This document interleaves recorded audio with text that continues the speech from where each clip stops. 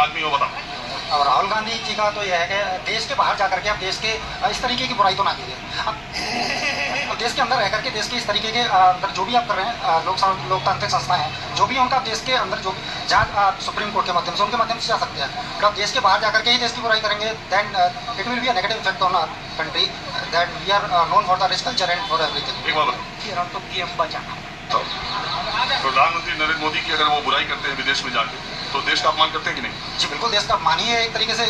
वो एक संवैधानिक पद पर बैठे हुए हैं, कोई संवैधानिक पद पर कोई व्यक्ति बैठा हुआ है, लाइक हम राष्ट्रपति का भी सम्मान नहीं करते अपने लोग, तो यानी कि एक तरीके से हम अपने संविधान का दूसरी बात ये कि एक पार्टी के नेता के तौर पर विदेश जाना, एक भारत देश को रिप्रेजेंट करना, दोनों दो चीज मानते हैं कि नहीं? बिल्कुल, दोनों अलग अलग चीजें हैं।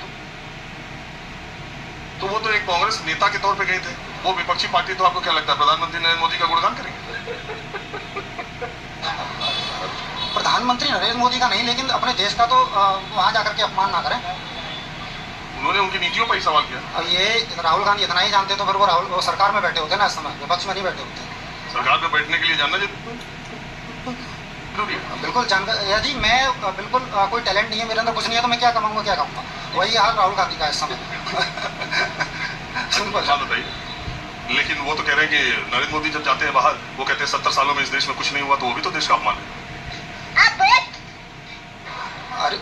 लाइक वो तो फिर तो अपना भी कार्यकाल जोड़ लेते हैं ना, 70 साल तो अब जाकर के पूरे वो 4-5। जब वो पूर्ववर्ती सरकारों के बारे में बोलते हैं, उसमें अटल जी की भी सरकार आ जाती है। सब क्या कह रहा हूँ, तो वो तो कुछ 2-3 साल तो अपना भी जोड़ लेते हैं ना, और अपना भी अपमान करके आते हैं नरेंद्र मोदी जी, तो करके आते हैं। बिल्कुल करते हैं। सज्जन को क्या तकलीफ है भाई? 70 साल वो बाहर जाकर के ये नहीं कहते कि जवाहरलाल नेहरू ने ये नहीं